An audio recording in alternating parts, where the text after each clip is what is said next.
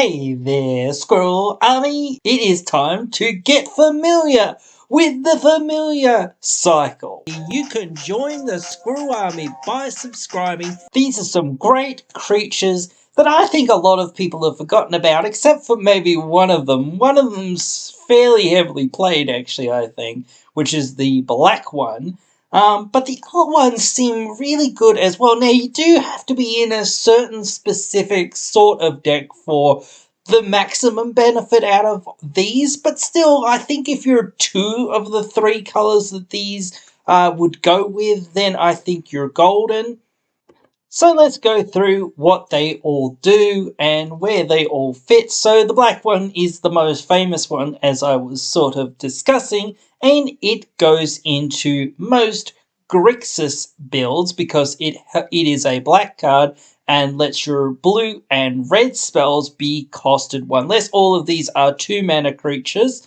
And that goes for the Nightscape Familiar as well, which is the black one. Oh, I forgot to say that it also has Regenerate. That is a pretty relevant ability. The blue one is the Stormscape Familiar, and it helps Esper colors, well, it goes into Esper colors. It is a blue card and helps your black and white spells cost 1 less to cast, and it is a flyer. The white one, which is the Sandscape Familiar, goes into banned colors. It is a white card, as I sort of said, but lets your green and blue spells cost 1 less. The green one is the Thornscape Familiar and goes into Naya colors, so that lets you cast your red and white spells at 1 less.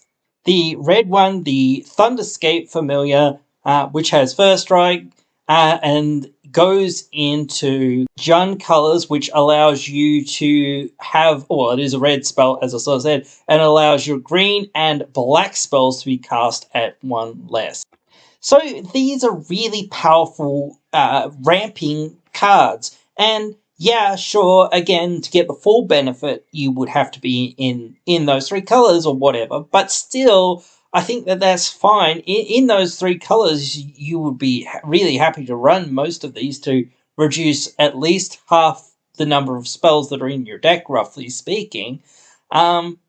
And if you're only in one of the other colors, still you're probably reducing half of your deck's spells. So it's still probably well worth it to at least think about these cards and consider putting them in your deck. I think they're really great. I think these cards are cards that people have kind of forgotten about, as I sort of said. I think for some reason the black one has kind of stuck around because it has Regenerate and whatnot. So I don't know why the other ones have kind of fallen by the wayside. I mean, the white one is a defender, but that's not that bad. It's still ramp on a white creature, which for modern day people is kind of a relatively new thing.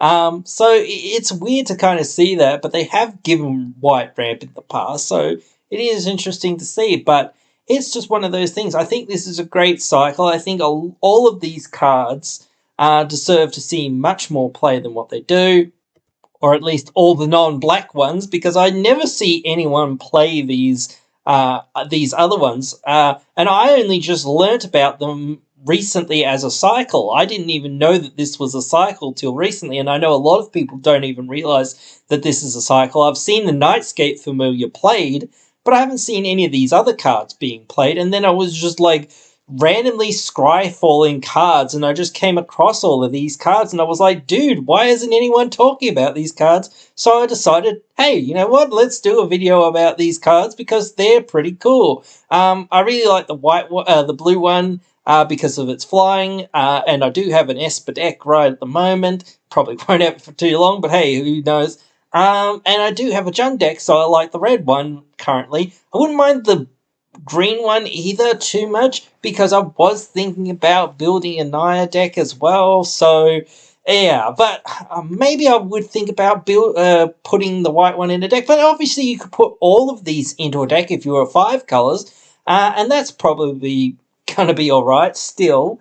Like the best ones would probably be The blue one, because of the flying, just that natural evasion, so just, that 1/1 flyer, that isn't too bad for 2 mana. And then if it reduces any of your other spells, I still think that's pretty fine. So yeah, some of the stats on these aren't too bad, like the wall, obviously, you've got to consider that it's a wall, so it has kind of bad stats if you're thinking about it as an attacker.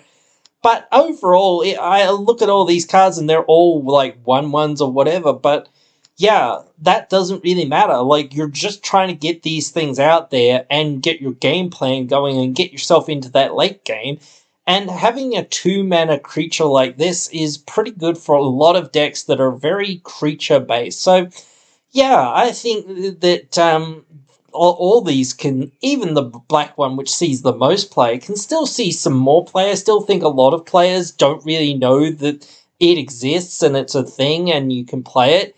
And yeah, that would really help a lot of people out when they're building their decks. I'm going to start including them in any decks that I can find that would probably benefit from running them. And they're old cards from Planeshift, so it's one of those things that maybe they're a little bit hard to get, but they're not expensive at all, except for maybe the black one. I don't think that they are worth a whole lot of anything. So you can pick these up for dirt cheap right now, until, of course, the price spikes because, hey, this video came out or something else, or somebody steals this video or whatever.